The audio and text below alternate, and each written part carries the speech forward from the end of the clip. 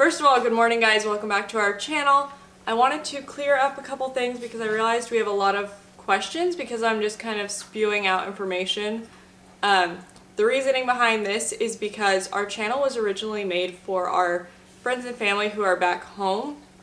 We did not have a huge following on YouTube. We didn't even have a lot of people watching our videos. It was mainly just the people from back home. And so when I was explaining stuff or telling the story, I was kind of speaking, hi bud, speaking to them and towards them, and they know a lot of information, and so it was a little bit scatterbrained because I was speaking to them and kind of answering their questions and not sitting going through all the details because I didn't think about everyone else that was going to watch it. I didn't think that these videos would be getting any attention from other people. Hi. But I wanted to clear some things up now since people are asking and kind of make more sense of things. So this is kind of a Q&A videos. We got questions from all over the place. If you guys have more questions, send them to me through Twitter, in the comments, whatever, and we'll do another Q&A video. Hi. The only question, Spirit, come stand over here. Do they want to see your face? Come here. The only question that we are not really going to answer right now is what the addiction is. We probably won't do that until he goes to rehab. So as of right now, it's just general addiction and our situation and stuff like that. He's got a giant teddy bear that he's just carrying across. So the next question is, do we regret putting out our divorce video? I can only answer this question for me. I can't speak for Cody right now at the moment. And I haven't really, we've talked a little bit about it, but not enough for me to even say his answer, and that's not my place anyways. But for my answer, I 100% do not regret putting out that video. We got a little bit of backlash from putting out the video, but the second that I put it up, I've got at least 30 Whoa! How did you open that? We got at least 30 messages from other people who are either in the same situation and saying, thank you for sharing your story. It's helped me be able to open up to you. A lot of people hadn't even told their friends or family what they were going through it yet, and they're sitting there struggling in silence alone, and so it gave them an outlet and somebody that they felt safe to talk to, or it made them feel like they weren't alone, or they were able to share their story with me and give me hope for my situation. And so it was a really wonderful thing that kind of brought a lot of people together. There was members of my family that I hadn't talked to in years, that I wasn't really close with, that were able to reach out to us and connect with Cody and I and really strengthen our bond as a family and just friends and all types of other things. It's brought a lot of us really close together, and it gave us a lot of support. We were struggling in, by ourselves in silence for such a long time. Nobody knew what we were going through. I'd constantly gotten comments about how perfect that our family looked, or we looked happy and blah blah blah, and nobody knew how much pain that we had or what we were going through, and it just opened up so much support and resources for us, and I was able to give my resources that I have of support groups to other people who are also in need, and so I'm really thankful that we did that, and I do wish that we would have done it sooner. Now, what do you say? What do you say? Bitte. Bitte, okay. Now, do I wish that we could have worded it better?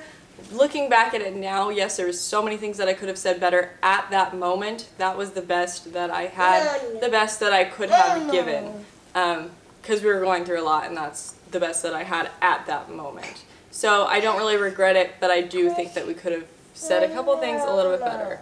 Okay, we are back to answer some more questions, and this time Cody's sitting in. We're going to try and be a little bit quiet because Sparrow's trying to take a nap, so if you guys hear him crying in the background, he's just trying to fall asleep. And that's why Bodhi's naked, because his clothes are back there. So, we're going to answer some of the rest of the questions and hopefully do this quickly because this video is getting pretty long. The next question is, do we both work? And the answer to that question is yes. He works full-time, and then I work, kind of part-time? Part-time-ish. Part-time at the gym at the Air Force Base here. The next question is, how do we plan on co-parenting? That's kind of a hard question to answer because I know we've talked about this a lot before, but things change and people change as the process goes on. My goal to co-parenting is that we are still a family, that we're just not married. My take on it is we chose to bring these children into the world together. We chose to make a family together. I don't think that it should be one of those relationships where the parents never see their dad, or where the kids never see their dad. So I want to have it as much of a family dynamic as we can, just with us not being married. So I'd like to do holidays together, and even like church on Sundays together, if we can, and then just swap time together. We're trying to work through this as good as we possibly can for the kids' sake, and so that's my goal. It's nice to be able to, even though we're going through this, it's nice to be able to still be civil with each other and be able to agree on things, especially when it comes to dealing with the kids, because obviously, you hear all the stories of kids and their parents getting divorced and how mess up the kids and everything, and obviously we don't want that. We want to try and make this as easy on them as possible. So next question is, do you regret the divorce video or anything in it? The only thing that I regret is not not handling it the way that I should have. At that time I still wasn't ready to get help. I wasn't ready to accept that this is not only happening, but that this is the things that I've done. So I don't regret the video per se, but I do regret kind of like the way that I handled it. Did you know about the addiction when we met? No. I had absolutely no idea about the addiction when we met. Going into marriage, I made us do like the 5 love languages thing before we were married. I asked so many like deep questions, and I asked him over and over and over again. We talked about finances, like our beliefs, our morals, our, just different kinds of things. And so I felt like I had asked all the right questions and checked all the boxes. I talked to his friends and family, and I felt like the man that I knew was the man that they all knew too. And so I thought I was kind of safe in that. And now talking to some of his friends now, it completely shocked them as well to hear some of the things that have gone on. Because he's actually kind of the opposite of this. When I asked him these questions before, he said, no, that type of stuff disgusts me. This is like my morals, my values. Which is exactly what an addict would say when you're talking to him. Yeah, it's very, very, very common. But in my head, the things that I had seen and the things that we had talked about went together, and nobody else had seen otherwise. So I didn't really have any red flags or anything. Yeah. Or anything that could kind of like point that out or make me feel uncomfortable about that. So no, I had no idea about the addiction when we met. Was the birth of the baby a trigger for me? Yeah, I guess in a sense. And we kind of plan on doing like a series of videos on addiction.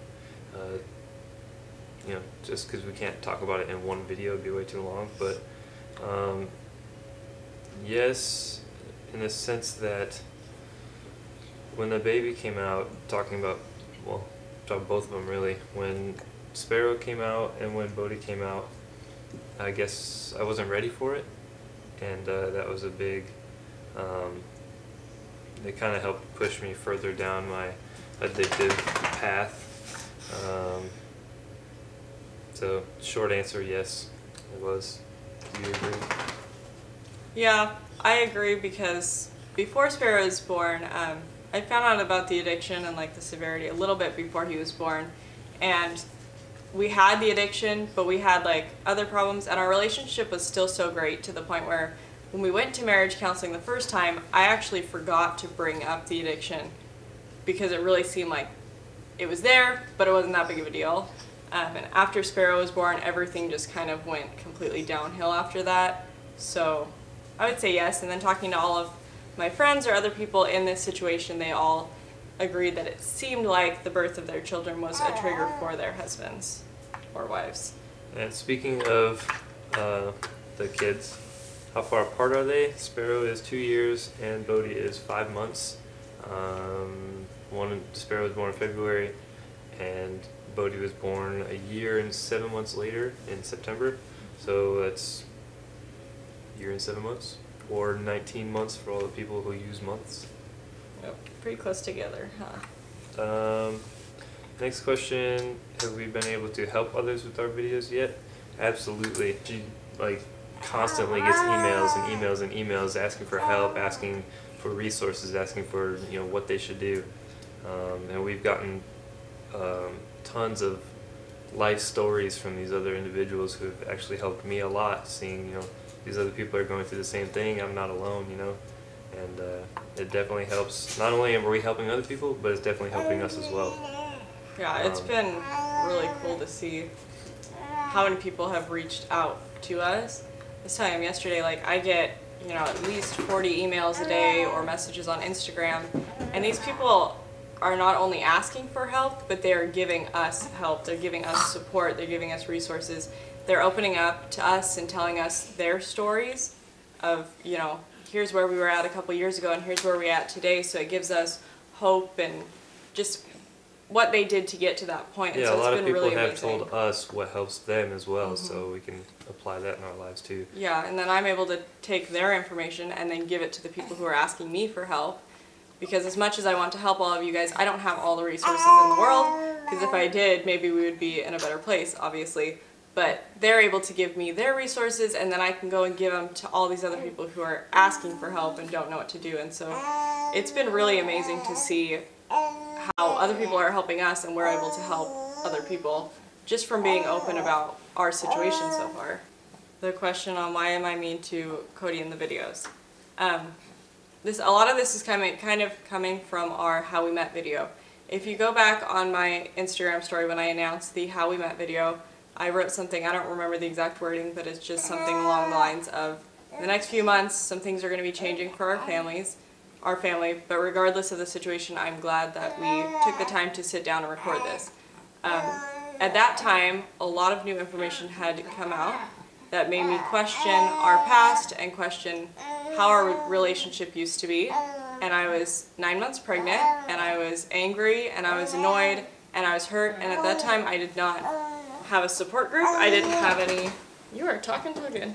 I didn't have any outlets to get out my stress or my feelings in a positive way, but I wanted to be able to have our story shared because I felt like if we kept going on the way that we would not be positive enough to record our story of how we met, and our kids would never have that, to see that. What do you have to say? You are so happy, you're just talking away. Yeah. And so we decided to record that regardless, and my annoyance and my anger and my confusion came across in that video. There's a lot of behind the scenes stuff of why would you do this to me when I'm 9 months pregnant, and I was not handling the addiction well at that time, as you can see. So do I regret putting out that video? Absolutely not. Do I regret how I acted in it? Of course I did. I don't want to be that mean, angry person that I was, but that's who I was because that's the best that I had at that moment in time. And I think that's very common for many people. If you don't get help, if you don't get support groups, that is how you will become, because you cannot handle the things that are happening on your own. You just can't. If she's mean to me in a video, she has every right to be. From what I've put her through, from everything that she's put up with for the last 4 years, she has every right to be mean to me. Anything that you would say to the spouse or family member? And the next one is, is there anything you would say to the addict? I would kind of say the same thing to both of them, is that obviously every situation is different, and depending on how deep you are in the addiction, it's going to be a little bit different on how you approach things, but don't give up. As an addict, you're not going to get better unless you want it, and being realistic with yourself and wanting to change, because that was the biggest thing with me. Is I was like, yeah, I'm changing, I'm doing this, obviously I want to keep my family, this and that, started going to more meetings, started doing things to progress my recovery, but since I didn't fully want it, since I was still lying to myself, obviously my addiction got worse. And I would say, don't give up on the addict. Be encouraging, be as much of a resource as you can, but also for the addict, you gotta want to do this, otherwise it's just not gonna work. So how long have I been, sober, I guess? 86 days.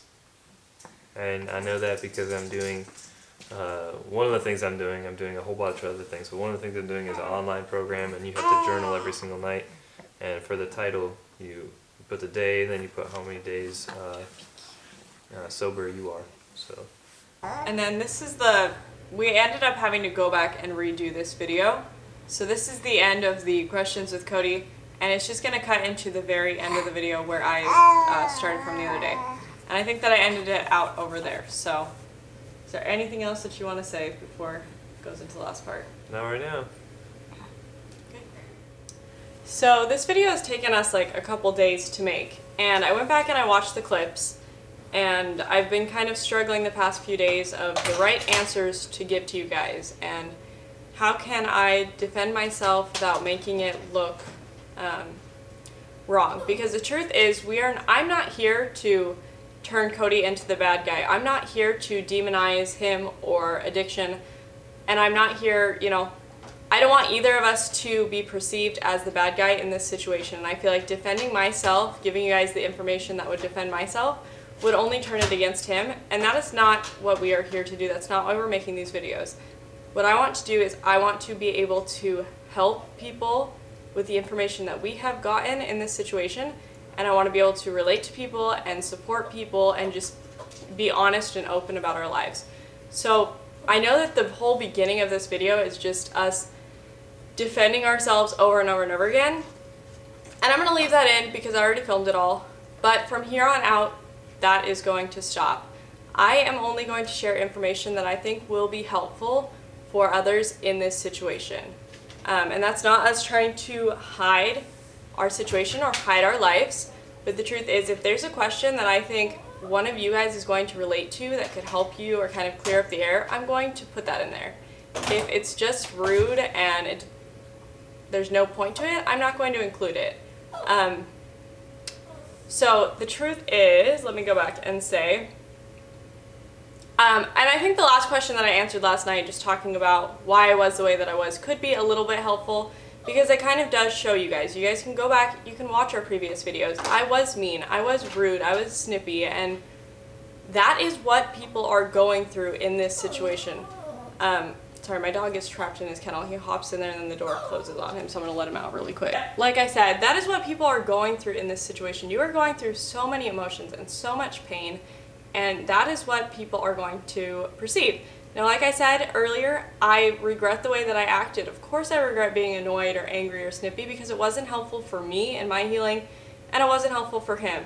But that happened, it's in the past, and it's all that matters is moving forward from here on out. So yeah, and the truth is, what I've been noticing from our comments, from the emails we've received, and all of the people who have left something for us to read, what I've noticed is that the people who are in this situation, who have dealt with addiction, who are dealing with addiction, who are in this situation, or are on the other side of this situation, understand 100%. They don't judge us, they understand what we're going through, they can relate to us, and those who don't, they're either never going to relate to it, or, you know, they're never going to be satisfied either way. So instead of focusing my time on trying to make everyone happy, I'm going to go and do what I made these videos for, what I wanted to do, which is to help people and to relate to people. So really quick, I wanted to thank all of our subscribers, all of the people who have left comments. There honestly are not enough words to describe how thankful and how touched we are by the support and the stories that we have received. I am doing my best to try and reply to every comment. If you guys send me an email, I'm trying my best. Also, please remember, we are not professionals, and like I said in a previous video, I have Asperger's, so it's really hard for me to be able to articulate what I'm trying to say or put the right words down and try to get my message across, but I really am trying to do my best. So I hope that you guys hang in there and understand this. So I'm just gonna finish up a couple questions for this video. Another thing that is going to change that I kind of want to state right now, we are going to have sit-down addiction videos. I'm going to try my hardest to get them out once a week. If not, it will be every other week. They're going to be sit-down addiction videos that talk about our entire journey, starting from the very beginning, so you guys see how we got to this point. I know in our previous videos people saw that I was mean, or that we weren't connecting, or that we weren't clicking, and that is not the case. Our relationship didn't start out at that point. We were very, very, very in love. We were very connected, we were very on the same page and worked through things great together. But that was not shown. And so I'm going to start from the very beginning, show you guys where we were at, and show how it got to this point, and really why we are getting a divorce. And it's not just that we are giving up and throwing in the towel. So we are going to do sit-down addiction videos. But I want to have vlogs that are more focused on Happy and the kids and how they're doing, and just regular stuff like coping with PTSD or parenting with being on the spectrum, stuff like that, answering your guys' questions. So there are questions on Instagram about Asperger's and PTSD. I will be including that in our very next video. I will answer all of those. This was kind of just a quick Q&A just to kind of clear the air with things. So I know this video is getting super, super long. So I'm going to try and go through these as fast as I possibly can. Like I said, this video might not have been very helpful for you guys because I realized at the very end that this is not the direction that I wanted to go in, so I'm just clearing the air. We are going to change this channel. It's going to be happy, it's going to be positive, it's going to be upbeat, but it's going to be honest. I'm going to show you guys what we are truly going through in hopes that you guys can relate. And I'm so thankful for your guys' comments saying that you guys can relate, because it helps me get through those mean comments and all of that. So I'm going to put those people on the back burner. I'm going to focus on the people who need help, who want our help, who want to support us, and show you guys that side of it. So let me let the dog in. I'm going to finish our question. People have asked, why are we getting a divorce if Cody wants to try? The reason why we are still getting a divorce, even though Cody has said that he wants to try, is because he has been saying that he wants to try, that he wants his family, from the very beginning, from the very first time that I caught him, the very first time that I found out. He has said all the right things, that he wants to try, he wants his family. And the truth is, I do 100% think that he wants his family, but I think that recovery is hard. Recovery will be the hardest thing that he's ever done in his entire life. And I think that he is scared of that and not sure if he wants to put in the work. And because he has not put in the work, the hundreds of times before, we have ended up at this point where it's just been month after month, time after time, to where it's at. So 100%, if he was willing to work, if he was willing to do absolutely everything, I would have stuck around. After we had decided we were getting a divorce, I actually did give him another week. I decided, if you can tell me that you want this family, if you do absolutely everything to say you're going to fight for this with me, I will give this another chance, because that is all that I want. And unfortunately, in that week's time, he realized how hard that recovery was and wasn't sure if he wanted to put in the work for that. And that's the point in time where he is at. Now, the reason why I can't stay is because I have 2 kids, and due to some of the things that he has done, I've lost a job for it. My health physically has been affected by it. I had to go to the hospital. I've been so stressed out trying to take care and help him in his situation that I haven't been able to focus on my kids as much, or bonding with my kids, or my work, or myself. And everything was kind of falling apart because of that and due to that. And I want nothing more than to help him, but the truth is, an addict will not be in recovery unless they want to. If they want this, they can have it and nothing will stop them. But if they do not, then you will be at the same point over and over and over again. And so unfortunately, that is kind of why I have to walk away. And the truth is, no one's situation is the same. For you, you might be able to stay longer. You might be able to do that, and you think that that's what's right for you, and I 100% support that. Or somebody else might need to walk away. And it is different for absolutely everybody. You cannot say that. I used to be one of those people saying divorce is not an answer. My parents were the same way, said never use the word divorce, it's not an answer.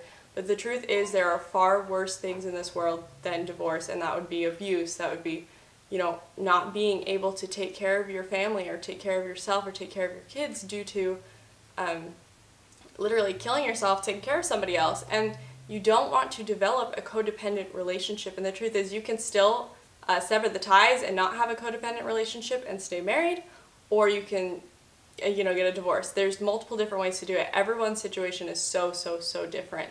Like I said before in the divorce video, I think make sure that you want this. You put in absolutely 100%. You do absolutely everything that you can before you make this decision. Don't just throw in the towel and walk away.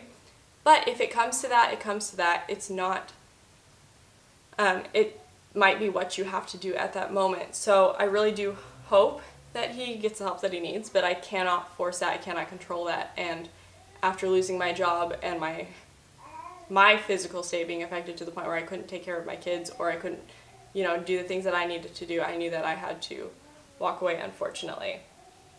The next question is the divorce only based on the addiction? The answer is no. There was a lot of other things that were included in our decision for divorce.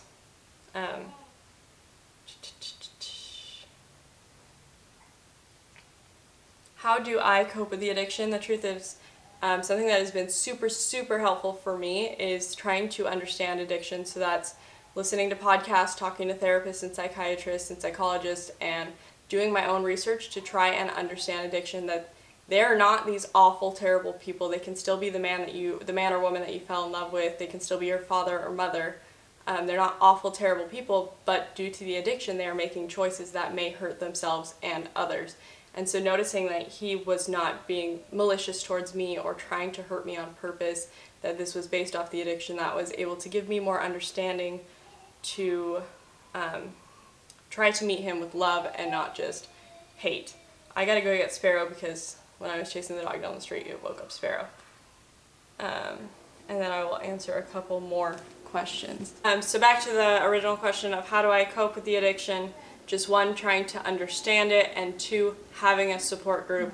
I did not get into a support group until about 2.5, actually almost 3 years into this. I didn't get into a support group. I was kind of like, other people's problems are worse than mine.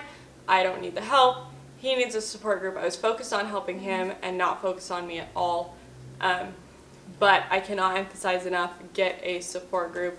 You need it. It will help you so you don't become that nasty, angry, annoyed person that I was, so that you can actually help yourself and actually help your spouse and not just be detrimental to their progress. Somebody asked, could you explain how you found out about the addiction and how it made you feel? So how I found out about the addiction was very, very odd. This is not the same for a lot of other people. So I don't know, from talking to other people, my situation seemed a little bit odd to how I found out, but I'm just going to go into that anyways. So at the beginning of my marriage, it was perfect. I mean, we were so in love. We were so in tune. We did absolutely everything together, and he never had a lock on his phone. He was never secretive. He was never sneaking off anywhere. He never acted weird or rude or like there was absolutely anything to hide. He would even put his phone on my side of the bed.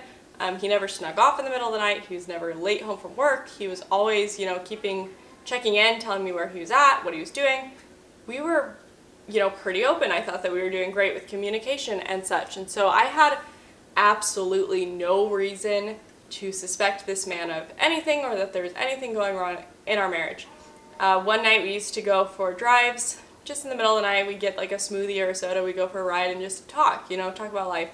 And we're driving, and all of a sudden I just feel like I just got punched in the chest. Like this huge weight just dropped on my chest, and it just thought, ask him this question. And I said, no, like this man, no, what are you talking about? Like he has nothing to hide. And it just said, ask him this question. And that feeling was there for like a week. I don't know what it was, if it was instinct, if it was something trying to tell me. I have no idea what that was. But that awful, terrible feeling did not go away, and I tried to shove it away because, again, this man loved me, and we were perfect. There was no way to suspect anything was going on. Money wasn't going missing. There's just nothing. But that feeling, that awful pit in my stomach feeling didn't go away, and later on I had found out to trust those instincts, because every single time that I've gotten that feeling, even though there's been no obvious reason why, it has been right. So that's kind of my answer to that. It was just this awful, heart-wrenching feeling that I could not get to go away until I confronted him and found out the truth. I know that was a little bit vague, since right now, like I said earlier, we're not going to talk about what the specific addiction is yet. We will in the future, so that was a little bit vague, but I hope that kind of answered your question. How did it make me feel? It made me feel I've heard this be explained before on a podcast, that there's this beautiful glass mirror, and it's got these ornate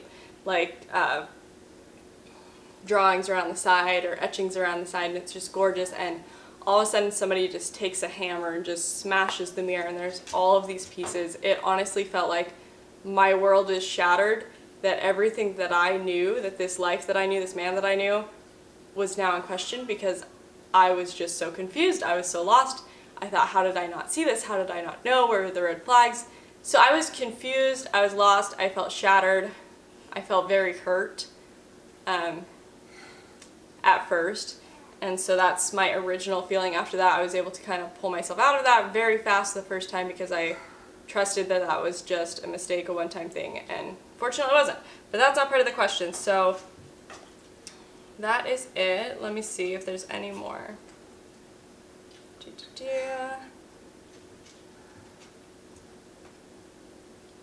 Somebody else asked if I could talk a little bit more about my experience with PTSD, and the truth is I will be talking about that more. Probably not in this video because it's getting really, really long. So I will have that probably in the next video. Like I said, I'm going to be talking about parenting on the spectrum and PTSD. Somebody asked, how did I feel when I found out that I was diagnosed with Asperger's? Again, completely shocked. I was, to say the least, I was very uneducated about Asperger's and what I thought that it was, as many people were. So when he said that, I was like, are you serious? Me? I didn't think that. But as he went into more explaining what it is, then things started to click. We really dove into my childhood and the way that I am, and things started to click and fall into place. So I was very surprised, but I do have to say that knowing about my Asperger's has helped me so much in knowing, okay, how to deal with other people, how to handle my own situation, how to speak and try and articulate things that I'm trying to say in a better way that might not be as harmful to others or as rude or as blunt. So that has been very helpful knowing that. Somebody asked, am I worried about Sparrow being on the spectrum? We have had multiple people kind of ask this before, and I have always kind of wondered. He is a very, very smart kid. He speaks 3 different languages. Like, he's going to school and he's just flying through everything, but he is really hard dealing with change or just little things. And so I'm starting to notice a lot of the similar signs that I have and my brother has in Sparrow. So we are going to get that checked out very soon, hopefully within the next few weeks. We also want to just get him in to see a child, like a family therapist, so that we can all work through this together, and so that the kids can be in the best place possible throughout this as well. One of the last things that I wanted to add, somebody said, is there any advice that you would give to somebody who is just finding out about this addiction? And I'm going to give you what I have. Again, like, I'm not a professional. The first thing would be, know your worth. Do not let somebody else's actions or decisions determine your worth. You are beautiful, you are strong, you are amazing. Remind yourself of that every day. If you are the man or the woman in this situation, or the child, that can go for any of you. So do not let somebody else's situation determine your worth. The second thing is, they can still be that person that you know and love. They can still be you know, that person that you depended on, that you love, that you fell in love with, that you chose. They can still be your father, your mother, and they are just battling their demons. The third thing is, get a support group. I cannot reiterate this enough. A support group or a support person. You want to find a support person who is not going to be biased, who's not going to give you unwanted, unhelpful opinions or sway you in either way, because you need to be able to have a clear mind when you are making your decisions. But find somebody that you can talk to. If you guys feel like comfortable messaging me, a couple of you have, go ahead and I can be there for you. I will be there to listen to your situation and tell you the resources that I have if that is helpful for you. But know your worth, find a support group, and know that they can still be the same person. I know when you find out, like I said, it's shattering. Feels like your world is falling apart. You are so confused and so lost. Know that you are not alone. You are not alone in this. There are so many of us going through the same thing, really sadly, but we are all here to lift each other up and be here for each other. And then, why do I have PTSD from Target? So this is the hardest question to answer. I'm going to try and see if Cody can help me word it a little bit better, but I'll kind of go through the rough how I think to word it. So with my PTSD, I get triggered by things. So I don't get triggered by really obvious things that you should get triggered by, but it's just the little tiny details that I get triggered by. So say I'm in a room, this is not my situation, but say I'm at a bank and the bank got robbed. Instead of, I could see the man's face who robbed me and he wouldn't trigger me, but there's a bowl of candy on the table at the bank, and seeing that same bowl of candy triggers me. So, okay, 1 second, baby. Dinos? I don't know what you're talking about. Maybe the armadillo? Okay, so, like I said, so the man wouldn't trigger me, but the bowl of candy did. So that's kind of like my situation with Target. The event that really set off my PTSD does not really trigger me, and did not happen at Target. I did not work at Target, which is another question somebody asked. So I didn't work at Target. The event didn't happen at Target, but the time that he decided to indulge in his addiction, Target was the first stop, and Target was included in that. So I'm going to kind of go over it. My family and I used to love going to Target. If it was a rainy day, if we were stressed, we were sad, we were just being like really grumpy with each other, we loved to just walk around Target, look at things. We were there maybe twice a day sometimes, you know. Like that was just our go-to place, and it was such a happy place for us, which is so weird. But if you guys love Target, you know what I'm talking about. So it's such a happy place for us. And instead went to Target, and that set off something in his head, like a trigger for him to indulge in his addiction. So instead of choosing his family in that moment, he went and chose the addiction. So I know this is very vague. This is so hard to explain without just coming out and saying the addiction. The reason why we're not doing that yet is because we're in a very raw state, and we want to be able to lead up to showing you guys how we got to this point so that you can better understand it, rather than just tossing it out there, because I don't think that the world or that we are ready to disclose that at this moment. But without completely disclosing everything, that is how I would explain it. Target was the bowl of candy in this situation. So I didn't think that Target would be a trigger for me. I honestly, a couple days after this happened, after I found out, I went to Target thinking I would be just fine, that it wouldn't bother me, and I see the Target sign and I am shaking and throwing up. So unfortunately with PTSD, you don't get to control your triggers, you don't get to control how your body handles it. Otherwise, trust me, I'd be like, what the heck? I love Target. I want to go there so badly every day. But I cannot control it. That's just how my body starts to feel every time that I see the Target sign. So it's kind of annoying and ridiculous. I'm going to see if Cody can explain that a little bit better, because I know that that all sounded vague and just ridiculous. But I hope that that kind of clears it up a little bit. Like I said before, we are going to talk about this more. So by this weekend, we will have our first addiction video out. We will start to answer more questions there. We will start to go more in depth there. And then we will start doing vlogs where I talk about PTSD, Asperger's, just regular life stuff, and show you our kids and how they're doing and everything about them. So I hope that this kind of cleared up some things. I know this video is still very vague. Like I said, we're trying our best to answer all of your questions. We're not professionals, but if you guys need any support for you, if you want us to pray for you, if you need any advice, please send me a message. I am trying my best to get back to all of your comments. I truly do feel this deep connection to everyone in this situation. I am praying for all of you, and I'm so sorry that addiction has touched so many families or so many lives. If you are in this addiction, I've got to hurry because both my kids are asking for stuff. If you are in this addiction and you're watching this video, please know that your family has worth.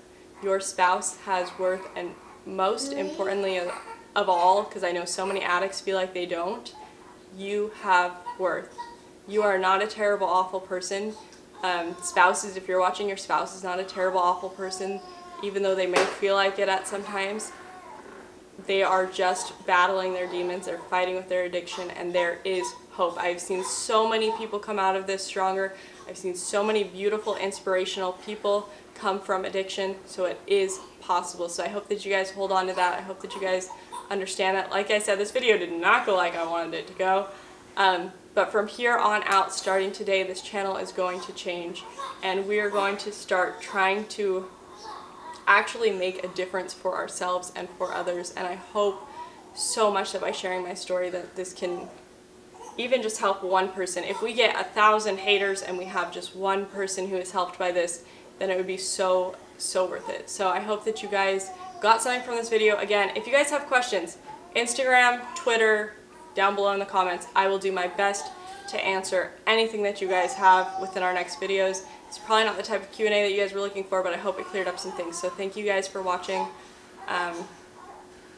Yeah, and thank you for supporting us and sending your love and your comments and your stories, because it really has touched our lives and helped so much. I gotta go get the baby and then I've gotta go to work, so thank you. Bye-bye. Bye-bye. Bye-bye. Say bye-bye, vlog. Bye-bye, goodbye.